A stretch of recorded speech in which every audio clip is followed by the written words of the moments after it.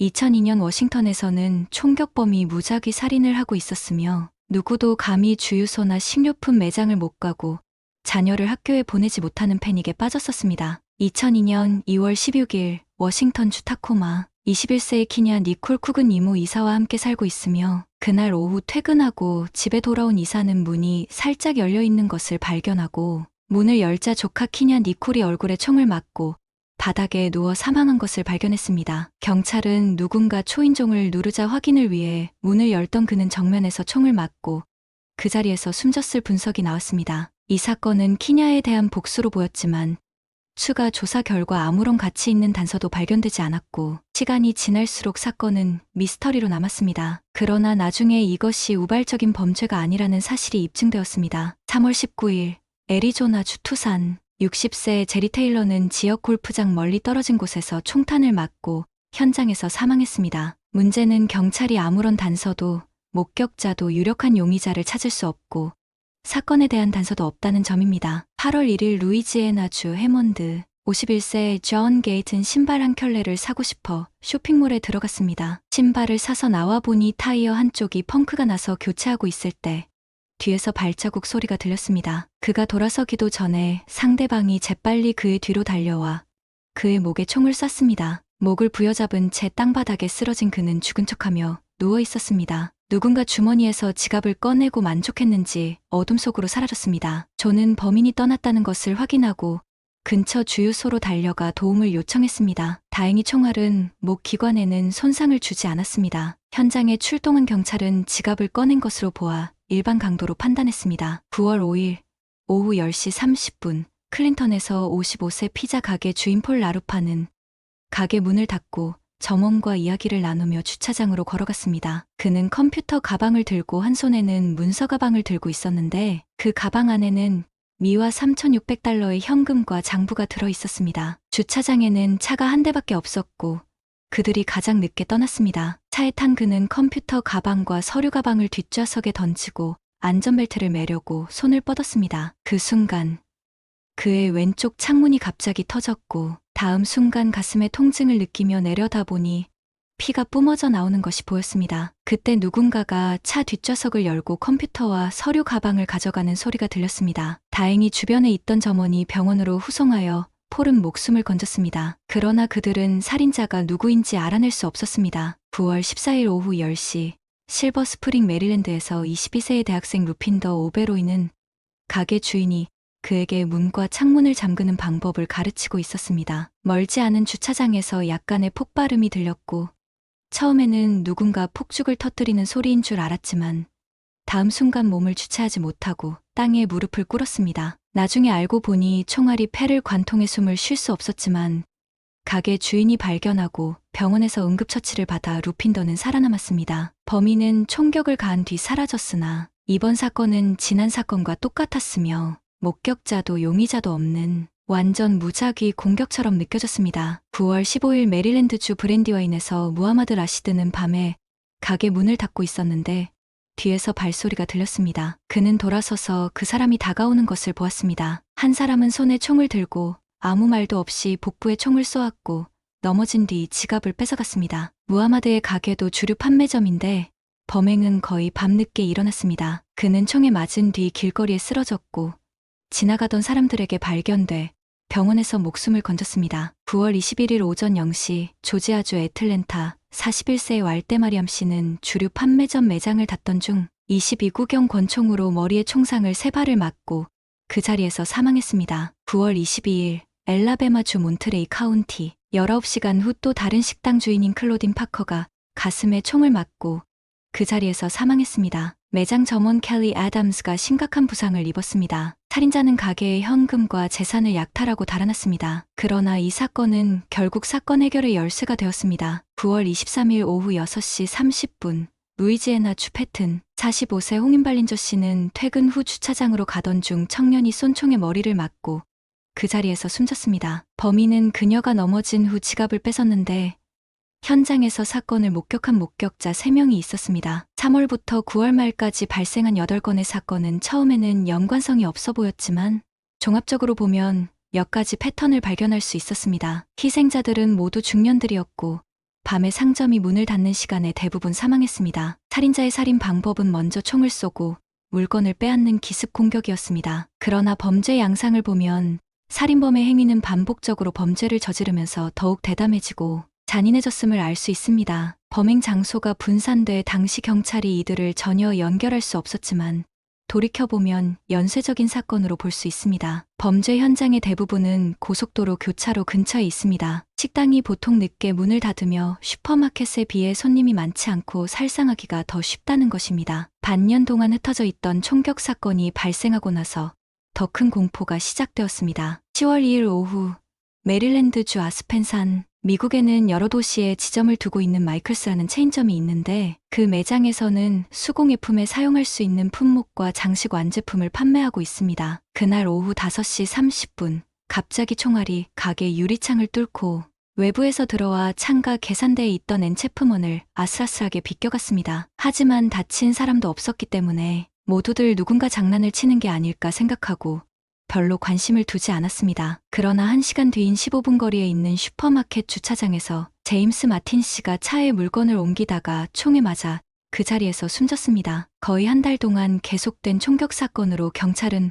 범인을 잡기 위해 본격적인 수사가 시작되었습니다. 지금까지의 사건과는 다르게 다음 사건은 워싱턴 트라이앵글 지역에 집중되어 있으며 발생 빈도도 더 집중적입니다. 10월 3일은 피비린내 나는 날이었습니다. 살인자는 일찍 일어나 7시에 살인을 시작했습니다. 오전 7시 41분 39세의 제임스 L. 뷰캐넌은 메릴랜드주 로겔에 있는 자동차 판매점의 잔디를 깎는 일을 맡고 있었는데 이때 이미 많은 자동차 판매점 직원들이 출근을 한 상태였습니다. 총성이 울리자 갑자기 무엇인가 터진 것 같았고 아무도 반응하지 않았습니다. 그런데 제임스가 몇 걸음 앞으로 비틀거리며 잔디 위에 쓰러지는 것을 보았습니다. 당시에는 모두가 잔디 깎는 기계가 폭발했다고 생각했습니다. 구급차가 도착하고 나서야 제임스의 가슴에서 출혈이 있는 상처를 발견했습니다. 그리고 31분 지나 8시 12분 10km도 채 떨어지지 않은 아스펜에서 54세의 택시 운전사 프렘 쿠마르는 주유소에서 주유를 했습니다. 그 옆에는 주유를 하고 있던 또 다른 차가 있었는데 그 차의 주인 중년 여성이 기다리는 동안 두 사람은 눈이 마주치며 고개를 끄덕이며 인사를 했습니다. 이때 모두들 어디선가 폭발음이 들렸고 중년 여성은 프렘 쿠마르를 보더니 갑자기 놀란 표정으로 눈을 뜨고 구급차를 불러주세요라고 말하며 쓰러졌습니다. 8시 37분 실버 스프링에서 10km도 채 떨어지지 않은 곳에 34세의 가정부 사라 라모스는 버스 정류장 벤치에 앉아 책을 읽고 있었습니다. 그녀는 엘살바도르 출신의 이민자였는데 마지막 직장에서 일을 마치고 다음 직장으로 가는 버스를 기다리고 있었습니다. 총성이 울리고 총알이 그녀의 머리를 맞고 사라는 쓰러졌습니다. 당시에는 모두가 사라의 죽음이 연쇄 사건이라는 사실을 몰랐고 그녀의 공격은 무작위 사건인 것처럼 보여서 버스 정류장 벤치가 모두가 기피하는 곳이 되었습니다. 범인이 아스펜산에서 로겔까지 달려갔다가 다시 아스펜산으로 돌아오는 것을 볼 수 있습니다. 그런 다음 북쪽으로 실버 스프링으로 갔습니다. 9시 58분 다시 메릴랜드.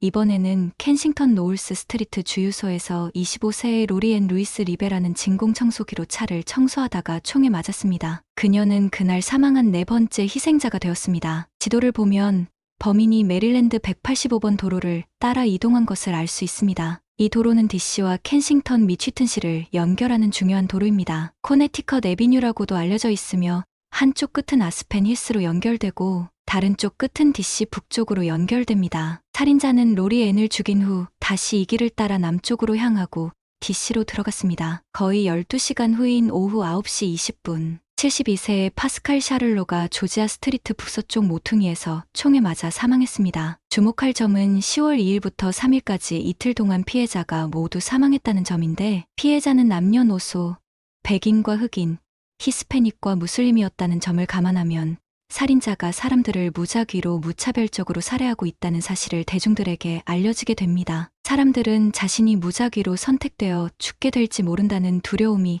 가장 무서운 것입니다. 소식은 즉시 폭발했고 사람들은 당황하기 시작했습니다. 이때 뉴스가 나오기 시작했는데 발생한 6건의 살해에는 공통점이 많았습니다. 첫째, 피해자들은 실탄 한 발에 모두 죽었습니다. 둘째, 멀리서 발사된 총탄에 모두 사망. 셋째, 범죄 현장은 모두 비교적 개방된 공간에 있으므로 살인자가 표적을 쉽게 잡을 수 있습니다. 넷째, 살인자는 고속도로를 따라 범죄를 저지르고 성공하면 즉시 이동한다. 그리고 모든 총알은 22 구경입니다. 이러한 단서로부터 살인범은 총잡이 경험이 풍부하고 사격 실력도 뛰어나며 멘탈도 강하고 무엇보다 살인 계획이 있다는 것입니다. 10월 3일 발생한 총격 사건 5건에서 4건은 오전 2시간 이내에 발생한 것으로 지체 없이 한 발을 쏘고 장소를 옮겼으나 그가 피해자를 선택한 방식은 묻지마처럼 보일 수 있지만 범죄 계획은 결코 묻지마가 아니었다고 설명합니다. 수사를 주도하는 사람은 몬터레이 카운티 경찰서장인 찰스 무스입니다. 10월 3일 저녁까지 경찰은 이틀 동안 발생한 총격 사건의 범죄 패턴을 인지했지만 여전히 총격범의 다음 행보를 예측하는 것은 알 수 없습니다. 당시 경찰서장은 2가지 결정을 내렸습니다. 첫 번째 결정은 사건을 공개하고 핫라인을 통해 단서를 찾는 것이었고, 두 번째는 기자회견을 열어 부모들을 달래는 것이었습니다. 왜냐하면 미국 관습에는 아이들이 가장 중요하기 때문입니다. 경찰서장은 학부모들에게 현재까지 아이들은 안전하다는 점을 엄중히 알렸고, 정부에서도 각 학교에 통보했으며 각 학교 역시 경계 태세를 강화해 아이들 보호에 최선을 다하였습니다. 이날부터 주요 초등학교와 중학교에서는 일일 야외 활동이 잇따라 취소되고 아이들의 통학버스도 중단되기 시작했으며 학부모가 직접 승하차를 해야 하고 학교 출입구도 매일 차단됩니다. 제보가 쇄도하는 전화 중에서 한 가지 단서가 경찰의 관심을 끌었습니다. 누군가가 범죄 후 현장에서 속도를 내며 현장을 떠나는 흰색 트럭을 보았다고 말했습니다. 그래서 갑자기 모두가 흰색 트럭에 주목하기 시작했습니다. 그러나 실제로 DC에서 발생한 사건 이후 많은 목격자들은 파란색 쉐보레 자동차를 보았다고 보고했습니다. 하루 종일 집중 범죄가 발생한 후에도 살인자는 총격 속도를 멈추지 않았습니다. 다음 날인 10월 4일 오후 2시 30분, DC에서 거의 100km 떨어진 버지니아주 스파실베니아 카운티에서 43세의 캐롤라인 시웰은 마이클스 주차장에서 차에 물건을 싣고 있다가 멀리서 발사된 총알이 가슴을 맞았습니다. 이것은 마이클스 매장에서 발생한 2번째 총격 사건으로 모두가 살인자가 매장에 대해 개인적인 원한을 품고 있는지 궁금해하기 시작했습니다. 두 마이클스 매장이 교차로에 상대적으로 가까운 곳에 있었던 것은 우연의 일치였습니다. 그런데 이 소식이 나온 이후로 사람들은 마이클스 매장에 가지 말라고 서로에게 상기시키기 시작했습니다. 이 사건의 또 다른 특징은 살인자가 메릴랜드에서 DC까지 남쪽으로 이동했다는 것입니다. 이제 버지니아에서 수사 범위가 확장되었습니다. 또한 더 많은 사람들이 위험에 처해 있음을 의미합니다. 모두가 불안한 가운데 이틀 동안 사건이 발생하지 않았습니다. 그러나 그가 다시 공격을 가했을 때 그것은 더욱 큰 공포를 불러일으켰습니다. 10월 7일 오전 8시 9분, 메릴랜드 13세 이란 브라운은 보이시의 중학교 앞에서 이모의 차를 타고 학교로 가던 중 차문에서 나오자마자 총에 맞았습니다. 이란의 이모는 간호사로 위기 상황에서도 침착함을 유지했습니다. 모두가 당황해 숨을 곳을 찾는 동안 그녀는 급히 내려와 아이를 차에 태우고 인근 병원으로 달려가 응급처치를 했습니다. 다행히 이란은 심각한 부상에도 불구하고 살아남았습니다. 13세 이란에게 총격 사건은 사건 전체에 있어 매우 특별한 의미를 가집니다. 우선 첫 번째 미성년자 피해자인데 살인자가 미친 듯이 아동을 표적으로 삼기 시작했음을 보여줍니다. 지도에 따르면 총격범은 마치 고의로 경찰을 맴돌듯이 인솔하는 듯 이틀 뒤 버지니아에서 메릴랜드로 달려온 것으로 보입니다. 둘째, 경찰은 신속히 현장에 도착해 살인범이 총격을 가한 장소를 찾아냈고 그 장소에서 경찰은 탄피를 발견했는데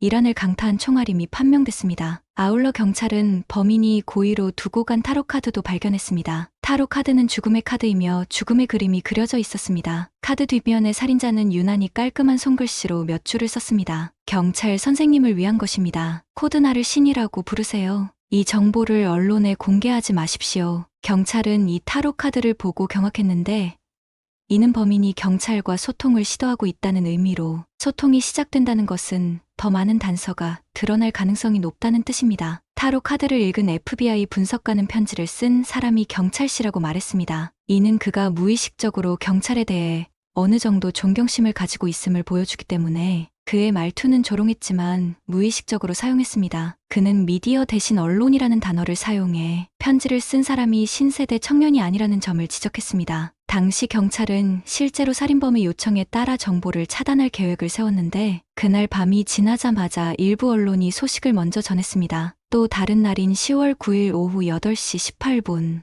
이번에는 버지니아주 프린스 윌리엄 카운티에서 53세의 해럴드 마이어스딘이 주유소에서 주유를 하던 중 총에 맞아 그 자리에서 사망했습니다. 10월 11일 오전 9시 30분 53세의 케네스 브리지스가 버지니아 주 스파실베이니아 카운티에서 주유하다가 피격을 받았습니다. 이 주유소는 95번 고속도로 출구 바로 옆에 위치해 있습니다. 지도를 보면 범인이 95번 고속도로를 따라 이동하고 있었던 것을 알 수 있었습니다. 국도 95를 따라 내려가면 DC 외곽의 495 벨트웨이와 연결되며 반바퀴 지나면 계속 국도 95가 버지니아에 도달하게 됩니다. 이 길은 평소 교통량이 많고 속도도 빠르고 고속도로 출구도 많아 혼돈 속에서 쉽게 빠져나올 수 있습니다. 사흘 뒤인 10월 14일 오전 9시 15분 살인범은 홈디포트 주차장에서 47세 린다 프랭클린을 총격해 살해했습니다. 공교롭게도 린다는 FBI 분석가이며 근처에 살고 있었습니다. 이 주차장은 야외가 아닌 여러 층으로 이루어진 건물 주차장입니다. 경찰은 즉각 건물 전체를 포위하고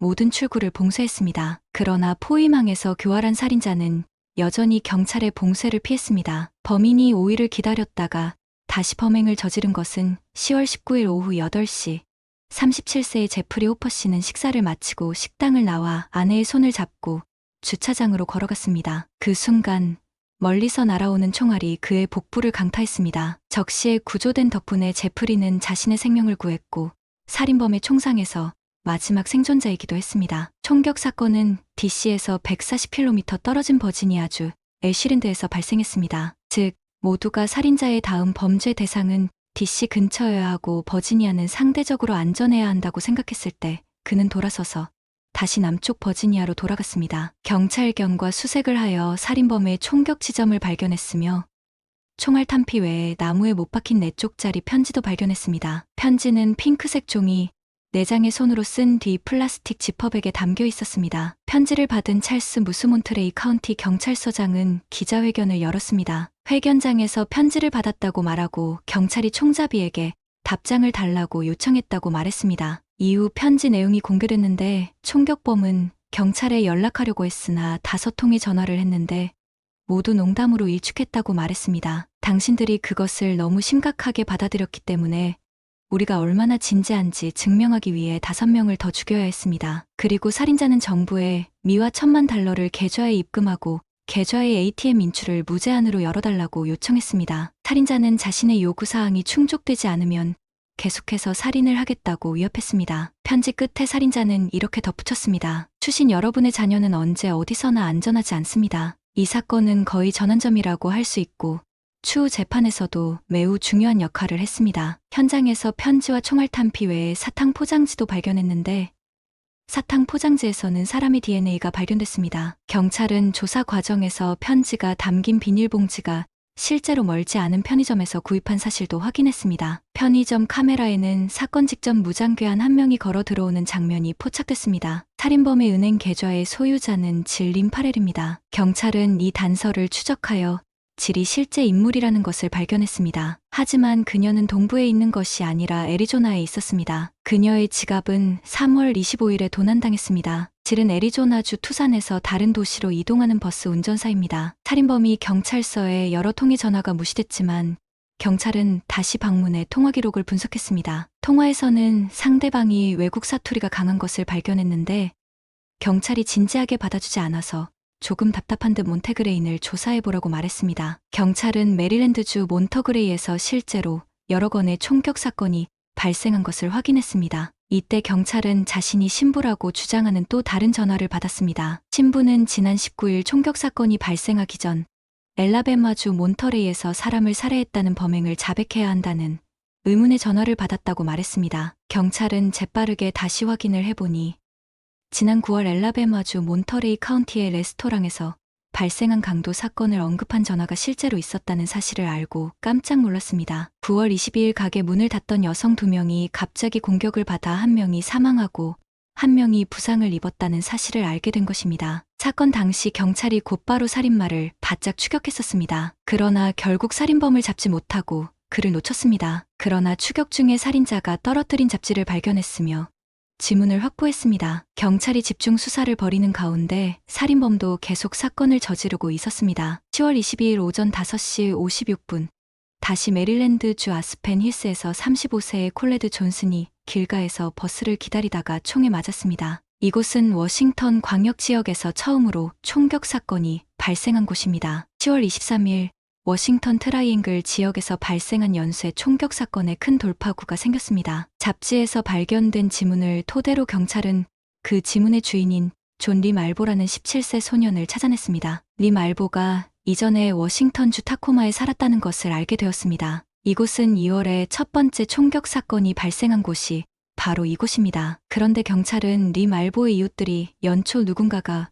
뒷마당의 나무에서 총격 연습을 하고 있다며 경찰에 신고했다는 사실을 발견했습니다. 사격 연습을 하려면 여전히 전문 사격장에 가야 합니다. 뒷마당에서 사격 연습을 하는 것은 확실히 불법입니다. 경찰은 서둘러 뒷마당으로 달려가 나무 밑동을 파냈고 탄도 분석 결과 범행에 사용된 총과 동일한 것으로 확인됐습니다. 이 집의 주인은 42세의 존 앨런 무하마드입니다. 이웃들은 리 말보가 자메이카 출신의 이민자라고 언급했습니다. 4페이지 분량의 손편지를 언어 전문가들이 분석했습니다. 언어 전문가들은 이러한 문법적 표현으로 볼 때 편지를 쓴 사람은 아마도 자메이카 출신일 것이라고 말했습니다. 그러나 무하마드와 리 말보는 사라진 지 오래였고 경찰은 두 사람의 통화 기록을 비교한 결과 무함마드의 친인척이 있는 것으로 확인됐습니다. 메릴랜드와 버지니아에서는 수많은 공중전화 부스로부터 전화를 받았던 것입니다. 전화부스 주소는 총격 사건 장소 근처에 있는 경우가 많습니다. 분석한 결과를 토대로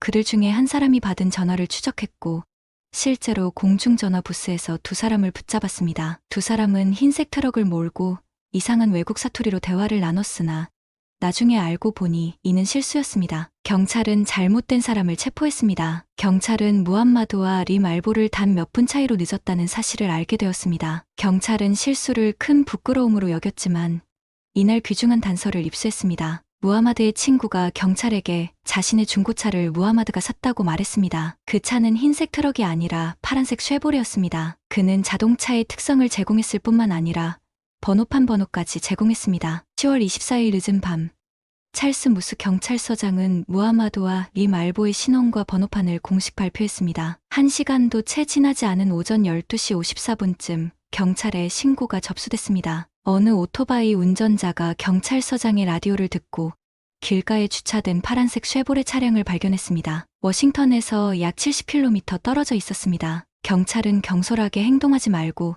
인내심을 갖고 지원을 기다리라고 지시했습니다. 3시 30분 멀리서 프로펠러 소리가 희미하게 들리더니 고개를 들어보니 헬리콥터 여러 대가 하늘을 맴돌고 있었고 하늘에서 여러 개의 밝은 광선이 쉐보레를 덮고 있었습니다. 갑자기 발소리와 목소리가 사방에서 들려왔고 총을 든 특수경찰 10여 명이 들이닥쳐 차에 탄 사람들이 미처 반응하기도 전에 이미 양쪽 유리창을 부수고 두 사람을 끌어내고 차에서 내리자 그는 땅바닥에 엎드려 수갑이 채워졌습니다. 두 명의 총잡이가 숨어있던 쉐보레를 압수하고 신문을 하였습니다. 차는 트렁크에 구멍을 뚫어 개조된 것으로 밝혀졌습니다. 두 명의 총잡이는 차량의 뒷좌석과 트렁크 안에 누워서 총구 구멍을 통해 조준할 수 있도록 좌석을 낮출 수 있었습니다. 하지만 평상시에는 일반 자동차처럼 보입니다. 총격범은 트렁크에서 총격을 가한 뒤 곧바로 차를 몰고 달아났기 때문에 늘 경찰보다 한 발 앞서 현장을 빠져나갔습니다. 경찰이 그들의 차문까지 빨리 쫓아가는 것이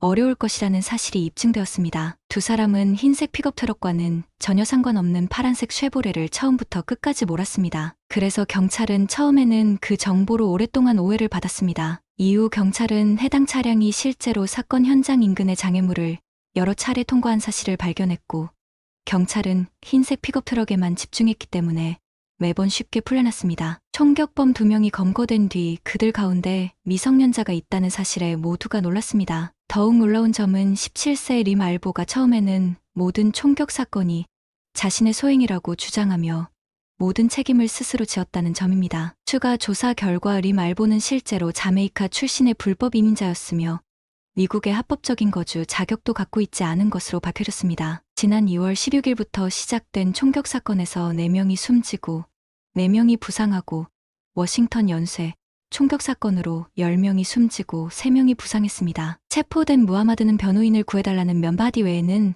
경찰과 검찰이 그의 입에서 아무 말도 꺼내지 못했습니다. 무하마드는 15년 동안 군복무를 하고 걸프전에 참전하여 명사수의 영예를 얻었고 이후에 이슬람교에 입교하여 극단주의자가 되었습니다. 사실 그의 원래 이름은 무하마드가 아니라 윌리엄스였으며 미국 루이지애나주에서 태어났습니다. 그는 군에서 제대한 후 두 번째 부인인 밀드레드와 함께 세 자녀를 두었고 자동차 수리점을 열었습니다. 이때 이슬람으로 개종하고 이름을 무하마드로 바꾸었습니다. 그러나 얼마 지나 성추행 혐의로 기소되어 부부는 헤어졌으며 이혼 절차를 진행하는 동안 세 자녀와 함께 미국을 떠나 자메이카로 도망갔습니다. 자메이카에서 그는 리 말보를 만났습니다. 유일한 문제는 그가 어려서부터 힘들고 파란만장한 삶을 살았고 파탄된 가정에서 자랐습니다. 그의 부모는 첫눈에 반했지만 돈을 벌기 위해 헤어졌습니다. 명목상으로는 어머니를 따랐지만 사실 대부분의 경우 전혀 관심을 받지 못했습니다. 아버지는 푸에르토리코로 일하러 갔고 어머니는 무하마드를 통해 가짜 여권을 사서 플로리다로 일하러 갔습니다. 낯선 도시에서 혼자 살았고 물도 전기도 들어오지 않는 황폐한 작업장에서 어렵게 지냈습니다. 무하마드는 매우 경건하고 절제된 사람으로 알려져 있으며 지역에서 좋은 평판을 얻고 있으며 물건을 수리하는데 능숙하고 다른 사람을 돕는 데 열정적이며 어린이의 왕이기도 합니다. 리 말보는 그를 따라다니게 되었습니다. 그러나 얼마 지나지 않아 지역 경찰서로부터 무하마드가 전 부인에게 알리지 않고 아이를 데리고 미국을 떠났다는 소식이 전해졌는데 이것은 납치에 해당합니다. 미국 경찰이 쫓고 있는데 아이를 돌려줘야 할 뿐만 아니라 유괴범이 되기도 합니다. 반복되는 얽힘의 기간 끝에 세 자녀는 경찰을 따라 미국으로 돌아갔고 전처는 납치 기소를 취소했습니다. 무하마드가 리 말보와 삶을 함께 보내게 된 것은 이때부터였고 두 사람은 함께 이사를 했습니다. 이어 리 말보를 위해 군사훈련을 시작했고 두 사람은 매일 같이 달리고 운동하고 사격 연습도 했습니다. 동시에 리 말보도 이슬람으로 개종하여 온유한 소년에서 점차 강하고 광신적이 되었으며 무하마드에 대한 태도도 절대 순종으로 바뀌었습니다. 2002년 초 무하마드의 전처가 자녀들을 미국으로 데려간 후 그는 아이에 대한 소식을 모른 채 미국으로 돌아갔습니다. 리 말보는 친어머니와 함께 살기 위해 가짜 여권을 이용해 플로리다로 왔습니다. 리 말보가 모든 범죄를 자신이 했다고 자백하는 이유는 자신이 미성년자이고 사형을 선고받지 않을 것이라는 것을 알았기 때문에 범죄를 저지르고 무하마드의 생명을 구하기를 원했기 때문이라고 인정했습니다. 메릴랜드 법정에서 리 말보는 무하마드의 계획을 증언하고 자백했습니다. 두 사람은 처음에는 버지니아에서 재판을 받았고 나중에는 메릴랜드에서 재판을 받았습니다. 이에 대한 한 가지 핵심은 버지니아에 사형 선고가 있다는 것입니다. 이 두 사람은 살인을 할 때에는 매우 무정했지만 재판을 앞두고는 사형을 면하기 위해 몸부림쳤습니다. 항상 강인한 성격을 갖고 있던 무하마드는 변호사에게 정신질환을 이유로